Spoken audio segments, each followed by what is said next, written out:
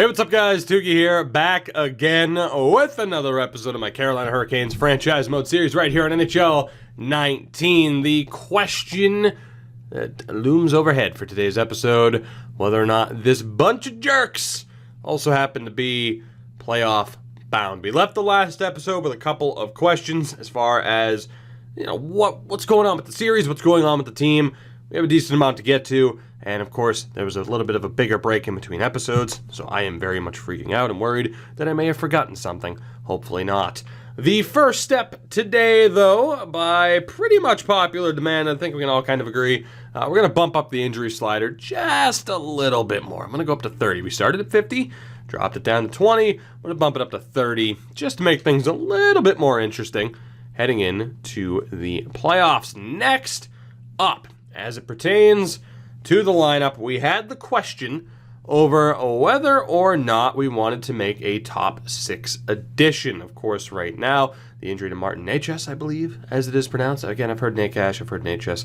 Regardless, he is currently hurt. It makes sense to bring in a top 6 addition, especially considering Jordan Martinook is out dueling Lucas Wallmark, and we need to move some draft picks anyway heading into the deal. The main goal, by far, is to make sure that Andrei Svechnikov scores at least 12 goals in 19 games so that we don't miss our goal, or one of our goals for the season. We already hit the other one with the amount of wins we needed, but again, if Svechnikov does not hit 30 goals, we must sign an aging playmaker or trade for one, which is going to absolutely suck. Defensively, we're set. We're good to go. Goaltending-wise, we're good to go, although we are going to explore potentially giving Laurent Brossoit a contract extension, which is a very dangerous game, considering giving a backup goalie who's had a decent run a large amount of money is how Carolina's ended up in their current situation to begin with. Aside from that, though, I think we're good to go. It's just a potential deadline acquisition, bumping up the injury slider. I don't think I'm forgetting anything else. Hopefully, possibly. I don't know, man. Whenever there's a little bit of an extra gap in between episodes and it's not planned, it can kind of, even if I watch the end of the last episode, I always feel like there might have been something in the middle of the episode that I talked about and that I've forgotten about. Hopefully not. And especially in a series that is as rule heavy as this one, it's always concerning. That said, we debated over who to potentially go for. Michael Grabner was an option, but bottom line is Tyler Toffoli is going to be the deadline acquisition. The good thing is, of course, they do want to trade him. The big thing that I'm worried about here is, number one, there's no way his trade value is that low. We don't have a full scouting report on him. The big thing here, though, is, of course, sorting out the draft pick situation. I'd imagine we're going to have to use a second-round pick. I think, ideally, I'm going to try to use these 2 sixth-round picks and Wallmark and just straight up try to see if that goes through. If it doesn't, then we'll use the second-rounder. But we have to move draft picks regardless. So I guess first and foremost, even though they're not interested in Wallmark, let's see if this goes through, because at the very least, it gives them an option to bring him back. And judging by their cap situation and who they're trying to trade, there is no way the Kings are going to be keeping Toffoli. So this deal makes sense. They pick up some draft picks. They pick up a cheaper option. Let's see if this goes through. It did not. So it is going to take more than likely that second rounder. Now, I'm not allowed to make 3 second-round picks. It would be 2 at most. I can technically hold on to that pick, though, and I think I might. I'm going to try to use a 4th and a 6th instead, and that would leave us with still a half-decent situation. I'm not going to add any draft picks back to the deal, because if I was them, I wouldn't accept that. It's Toffoli for a player and picks. Will that go through? No, it will not. It might take a 3rd-round choice. We do have Buffaloes in our own. Let's use our own and our own 6th-round pick as well. Will that go through for one Tyler Toffoli? Yes, it will. Tyler Toffoli, welcome to Carolina. You are a pure 1-year rental. Hopefully people don't get too upset about Wallmark leaving. So far it's not so good, but I think it'll bounce back with them being happy. There we go, about Tyler Toffoli being on the squad. So to show you the draft pick situation heading into the draft, we currently have 8 draft picks. So we're going to have to get rid of 1. It makes all the sense in the world, though, to keep a second-round pick and trade up or down during the draft. So I think that's what we're going to do. There's a decent chance we could package 2 of these together and get a first-round pick. I think I'm going to wait, though. Decent chance, though, again, of 2 first-round picks this year, 1 second-round pick. But right now, we're looking okay. We are going to have to get rid of 1 other pick. I'm allowed to hold on to it, but I'm not allowed to make that selection. So at least 1 second-round pick will have to go. And, of course, we have our option to trade up once and trade down during the draft, as Tyler Toffoli was actually listed as our leading scorer, which is a pretty good sign. So as far as the team is concerned, again, goaltending Brossoit and Darling. The defense, pretty straightforward. The forward core as well, pretty straightforward. Let's get everything set up and make sure, of course, that Svechnikov is on the best line possible. So by default, it puts him with Teravainen. Now again, the option right now is to keep that top line the same, or Jordan Staal. Actually, no, we don't even have an option. Yeah, because Toffoli's top 2. We don't have an option. So Teravainen is going to be going down a line. I think we're going to have Svechnikov, Aho, Toffoli, Niederreiter, Teravainen, Williams, and then Staal, Martin, Gauthier. Of course, as far as what we're going to be doing when it comes to roles, it's the start of the season. So Gauthier going up to a third-line guy. I can still play him on the fourth line this year, but next year has to be third line or better. So that'll cause some complications. But I think that works. So Gauthier will end up getting bumped down eventually. Power play-wise, we need to make sure that Svechnikov has every possible opportunity to succeed. Again, 12 goals in 19 games. It's possible. Will he hit it? I have my doubts, but here's hoping. I do want to fix the 3-on-3 lines, bump him up again, and 4-on-4. He's technically on that third pairing. We'll leave that as is. So I think we're looking pretty good on that front. The AHL still looking okay as well. I think there was an injury as to why this guy is currently in the lineup. Steven Lorentz is out. Yeah, so it doesn't really matter. Lorentz isn't a major player for us, so we should be good. So what I want to do now, before we get into simming the rest of the season and seeing how we are, I want to double-check potential contract extensions, and I want to see what's going on with Laurent Brossoit. Now, here's the issue. It's a pretty big issue. We know Darling's going to be here next year. There's no way I'm getting rid of that contract. He's going to be the backup next year. The big question is whether or not Alex Nedeljkovic jumps up to being a backup, and he already has.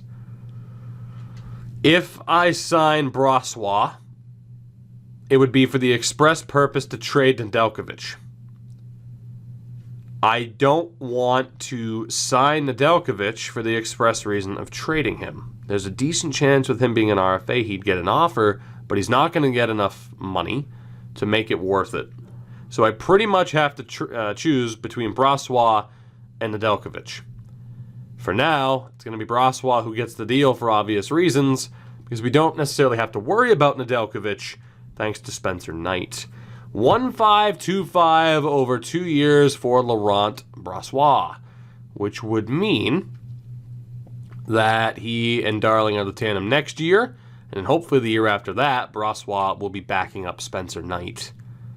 It's not a bad way to go. I think I'm okay with that. He wanted to sign an extension. We'll see if that goes through. So Nedeljkovic's future here, very, very much in the air. Up in the air, I should say. Defensively, no big names to worry about, aside from Justin Faulk. And it's an interesting one. He's 27 years old. He does want to sign 6 years at $4.975. That's not bad. He'd be 33 years old. However, that money amount would put him into no trade clause territory. If it goes over this $5 million, it goes into no movement clause territory. I think I'm going to try to get him at six years, $5 million per. That would, that would result in a wheel spin. And, of course, we'd also have to see, result in 2 wheel spins. It would be a wheel spin to see how long it's active for, whether or not it's even active. Technically, we'd have an outside chance to not end up having to do that. And then, of course, the second wheel spin, if it is active, is how many teams would be on the clause. So I'm still going to send that through. He's too good of a player to lose. Forward-wise, it's Williams and Toffoli as the big names. We're going to hold off for now on both of those two. I think I'm planning on both of those two leaving next year. So we'll cross that bridge when we come to it. With all of that settled, I think we're good to go. So let's advance day. Double check to see if there are any other big trades, but I think our acquisition of Toffoli is going to be the last big deal, and indeed it is. It was a pretty good price for us, I have to admit. So we'll see what happens here with Brossois and with, okay, Brossois accepted. Justin Faulk has accepted. So we will be spinning the wheel. Again, it was a 6-year deal. So the first spin is going to determine whether or not he even gets a deal. Odds are he will, but there is an outside chance that that will not happen. The only way it does is if it lands on 0. That is it. So again, 1 year, 2 year, 3 year, 4, 5, and 6, and then 0, 1, 2, 3, 4, 5, and 6. And advance wheel options, because some people think it doesn't spin for long enough. Let's go with the whole dramatic 10 seconds. So if it lands on a 0, the no movement clause does not exist for Justin Faulk. Whatever other year it lands on is how long it's active for. So it's a 6-year contract, right? If it lands on a 3, we are loyal to Justin Faulk for the first 3 years of the contract. If it lands on 6, we're pretty much loyal to him for that entire time. Now, granted, it's not completely loyal because it's a no trade clause, not a no movement clause. So technically, I, could have a chance to move him. But time will tell, and of course that deal would have to make sense. So here we go. Justin Faulk, what is the situation with you? I'm praying for a 0. It's 6. Oh, no. That is not ideal. Justin Faulk. Justin Faulk gets a lovely 6-year no trade clause. Fun. Fun, fun, fun. So technically, I am, oh God. I'm screwed is what I am. I am completely screwed is what I am. So the rule that we pretty much had stated was that I'm pretty much only allowed to trade him in the final year of the deal. And even then that comes down to a wheel spin to see if he'll leave for a contender if we're not. And I think that's still the same way to do it. I mean, if you're Justin Faulk, you assume that we're going to be a contender here, right? So maybe we'll cross that bridge where you guys think, oh, okay, well, right now we're in the dumps, so maybe we could ask him to waive it. But right now we're fine. So the big question is, how many teams are on this no trade clause? And more than likely here, we're not going to be totally ridiculous with this, but I think what we're going to do, considering this is not an expansion series and there are 31 teams, right, is that as far as who is on the list, right, as far as who's on the list, and as a matter of fact, we might just want to refresh this, but I think it'll be okay. I'm trying to decide what the maximum amount of teams should be on the no trade clause, right? I mean, obviously, 1 probably isn't going to fly. So basically, it works in reverse order is how we're doing it. So if, say, it ends up being 6 teams from the bottom, we could not trade him to. It would have to be to someone who's a little bit more competitive, right? So obviously, we don't want to have it land on 31, and that would be ridiculous. That's not going to be the case. I think the most that we're going to do is 25, which sounds outrageous, and technically in real life there is no whole 25 team no trade clause. At least I don't think anybody has one, but I think that's what we're gonna do. So the minimum, I am actually gonna have a 1 team no trade clause. So basically whoever's in dead last I couldn't trade him to. I don't know, let me know what you think as far as that is concerned, right? But I think this is how we're going to do it. It's uncharted waters here, and again, it's adaptable to what you guys think, to what your response and feedback happens to be. But I think we're going to go 1 to 25, and whatever it lands on, is how many teams from the bottom of the list in reverse order of the standings I could not trade him to. Let's see what it ends up on. And again, this could be another factor that we reverse sometime soon. It is a 15-team no trade clause. Okay, so to further explain what is happening here, right? So with Justin Faulk, I will show you what the situation is. So if we wanted to trade Justin Faulk, right? We ask him, okay, we're clearly not going to be contenders. Say year 3, we spin the wheel, and it lands on shore. I'll waive my no trade clause. Here's what it would be. 31 teams, right? So we basically go in reverse order. All right, so 2, 3, 4. All right, so that's 8. And then technically, so yeah, it would be 17. So from the Devils up, as far as all of these teams here, could not trade Justin Faulk to any of those teams. Wouldn't be allowed. But from Calgary down, we would be allowed to trade him to any of those teams. That's how it works, right?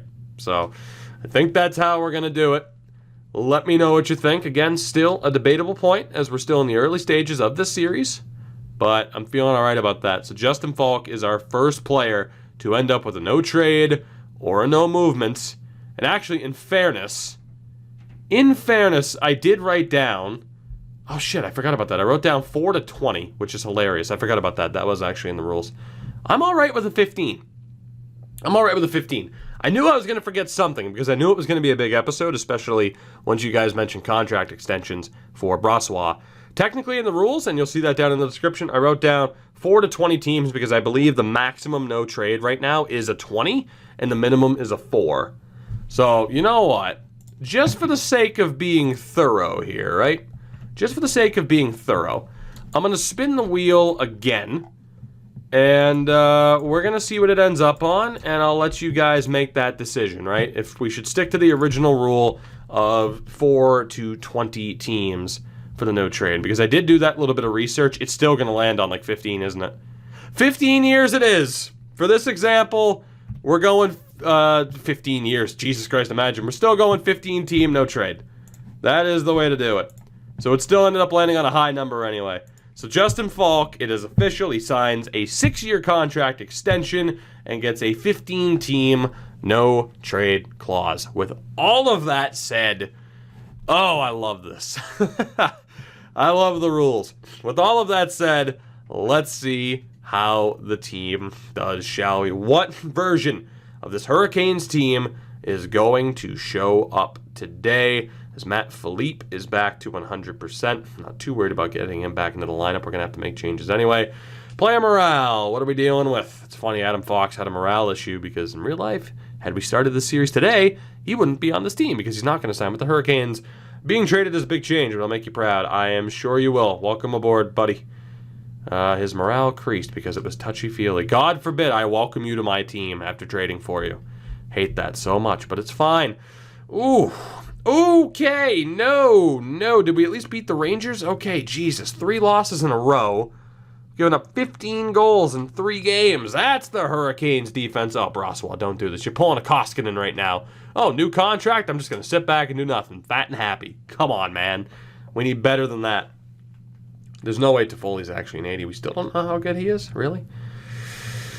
Oh, Svechnikov, you need to start scoring. You really do. All right. I mean, the team pretty much has to stay the same, unfortunately. I could call up somebody else other than Mangiapane who might be a little bit better. Wow, David Cotton's going to have to be a top 9 guy for us next year. That's crazy. Saku Mainalinen's actually doing pretty well. Max Zimmer's having a really good year, too. You know, the injury shouldn't last that much longer than Atris, so we should be okay, I hope, in terms of not having Mangiapane in the lineup. Perfect. Perfect timing. So let's go ahead. Oh, God. I don't want to redo the power play lines, but I will. Let's do that. Mangiapane's out, so it's going to be Gauthier. Sorella was not a good center, so again, it'll be Sorella and Waugh. I'm going to go with Waugh. Martinook, Stahl, and Natchez, which is pretty much the only way to go. Stahl's going to be the center. It'll be Svechnikov, Aho, Toffoli, Niederreiter, Williams, Teravainen. So that top nine's looking decent. It is. It's looking pretty good. Svechnikov to the top power play unit. That should be good enough. We are still currently in a playoff spot, but now 10 points back of the division lead, which at the start of the year, sure, but then a couple of weeks into the season, we would have been pretty disappointed by that. Let's see what happens here. Can we finally end this losing streak? We cannot, but we do pick up a pity point. Hayden Fleury was roughed up, but he wasn't out completely. We do beat Washington 6-1 and Pittsburgh 3-2. So not too bad. Matt Philippe ends up getting injured again. That's pretty disappointing. Let's see what else we got going on here. We lose to the Leafs 3-1. 39 wins. Where are we in terms of the playoffs? We are still in a playoff spot. It is a very close race. Aho's now leading this team in points. Svechnikov, what's the word here, buddy? Oh, he needs 11 goals in 11 games. Oh, no. I'm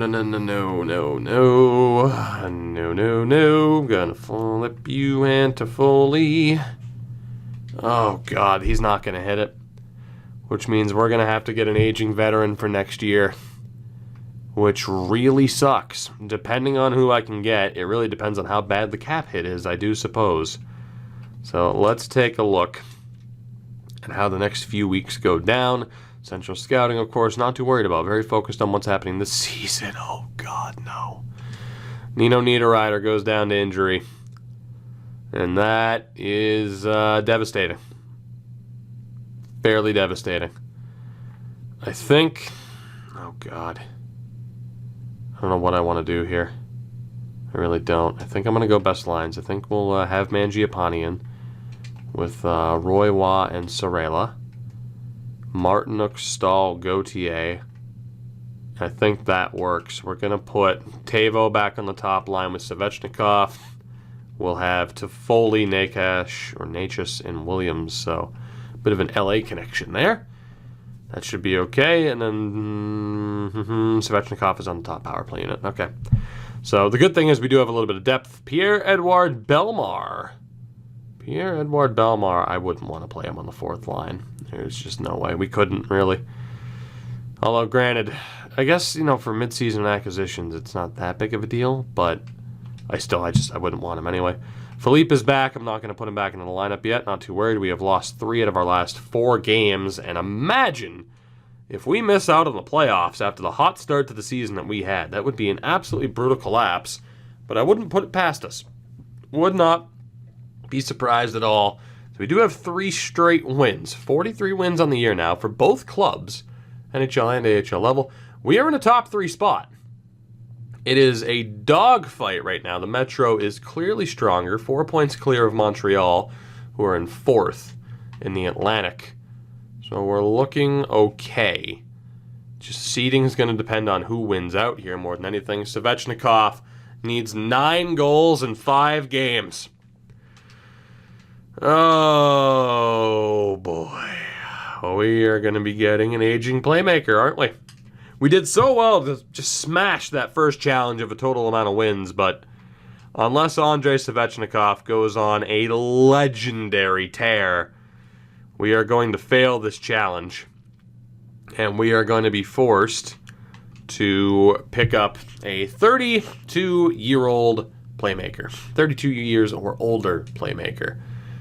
So that kind of sucks. I'm going to put, I think, Niederreiter up.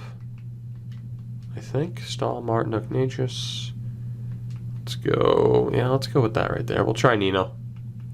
Try Nino up there, see how he's doing. And then Svechnikov still on the top power play units.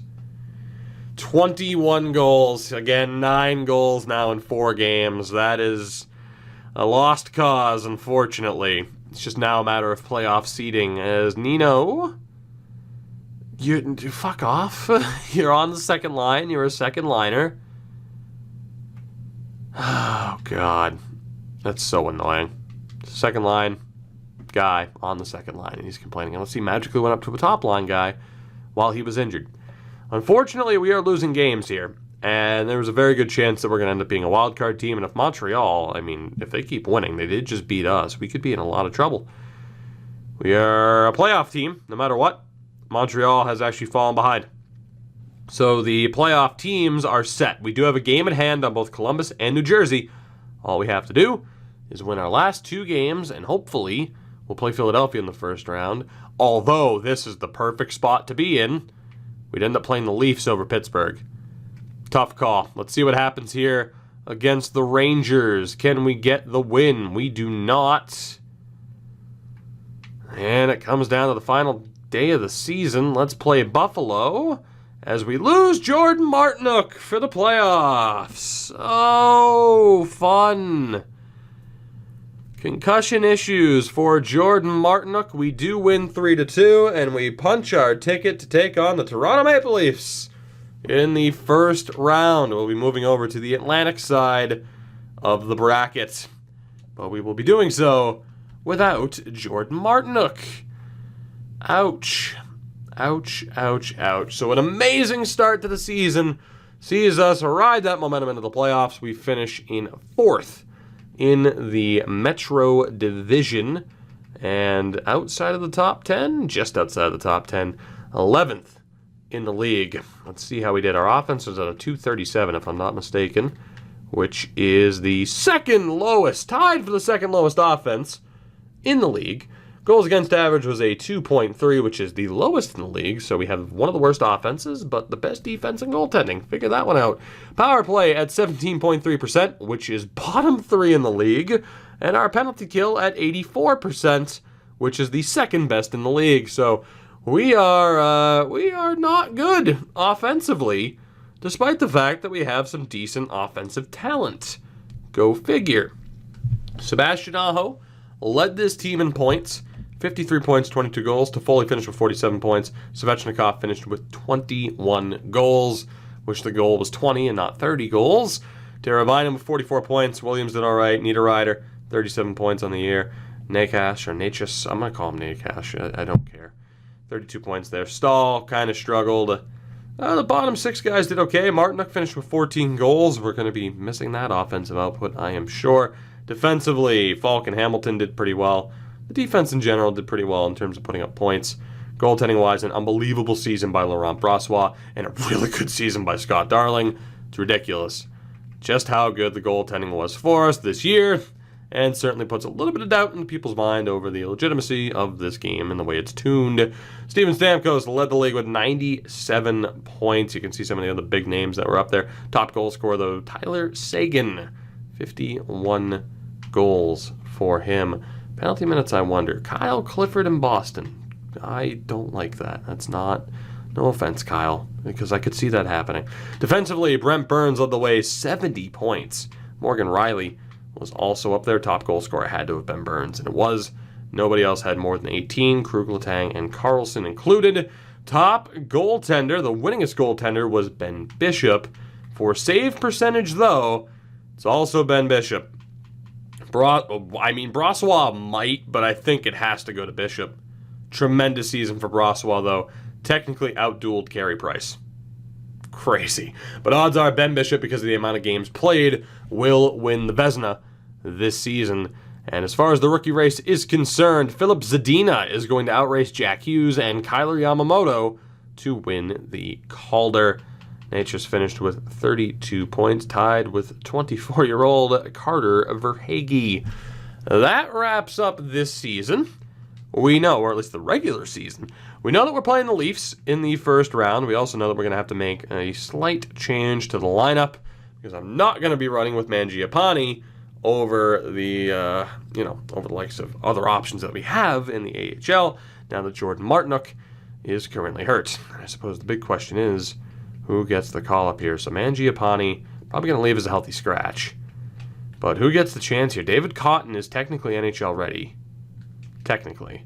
This year finished with 43 points in 69 games. Clark Bishop, 38 points. Yanni Kuokkanen with 34 points. Not that points are everything, of course. But, 9.6 shooting percentage. Let's take a look here. Not as many giveaways, block shots. He's a little bit physical. A little bit physical. Doesn't really block shots, though. Decent in terms of takeaways. Clark Bishop, for the hell of it. Ooh, the giveaway takeaway is pretty rough, though. Much more physical. Point total wasn't really quite there, though. Don't really know if we necessarily need physicality. It's kind of weird that he was that much more physical than Cotton, though, if you look at the numbers. Yanni Kuokkanen. Let's see. Not really digging that either. David Cotton might be the best option.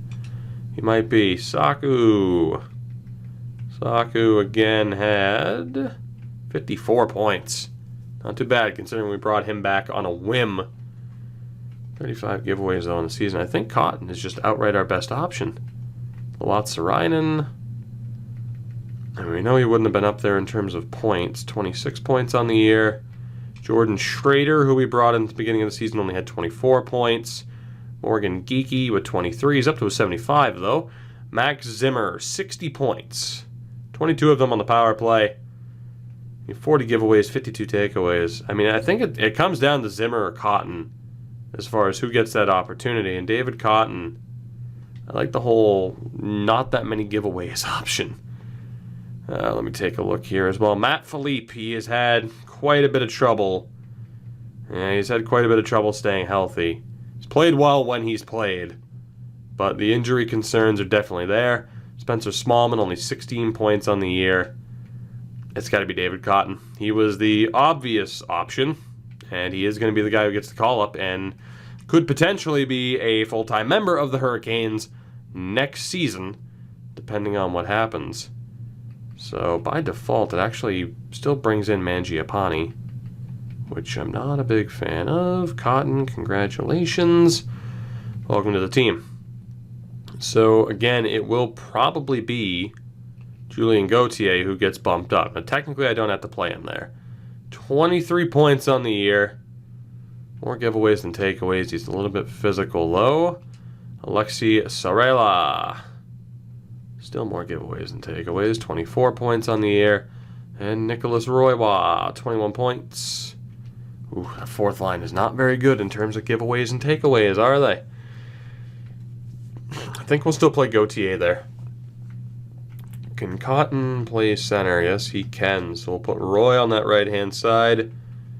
It will be a Gauthier, Stahl, Nature setup, which is fine by me.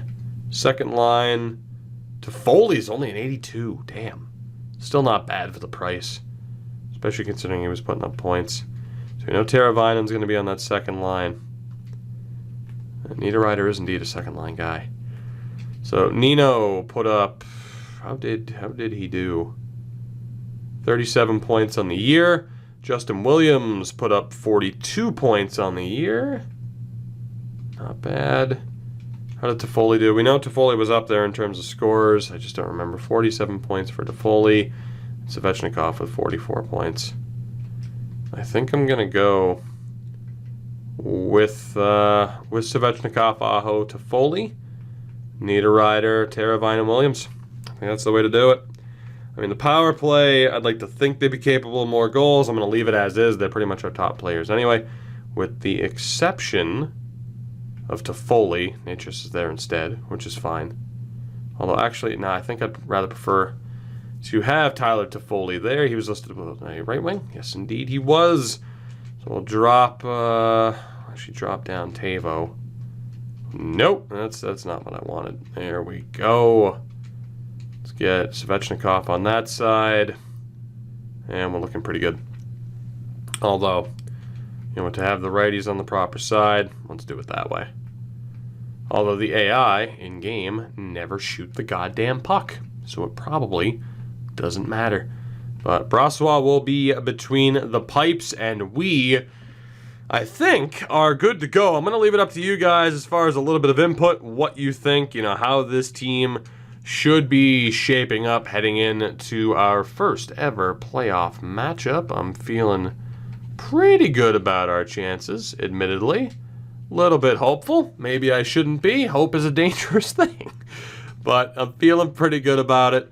the big moment, I think, of this episode, I mean, we made the playoffs. We know that we're going to be having to pick up a veteran heading into next season. That is what it is. Big moment of this episode, that was definitely that Justin Faulk deal. And again, the fact that it's a 6-year no trade, which means odds are, unless we really start to tank, the only way he leaves is in the final year of that contract. And again, a 15-team no trade clause, which could really complicate things, especially in terms of what type of return we get if we were to ever move him. Who knows? Maybe all goes well and we don't have to worry about it ever. Probably not, though, knowing my luck. So I want to take a look here again. I'm going to look at 31-year-olds as well, because there might be some half-decent players available.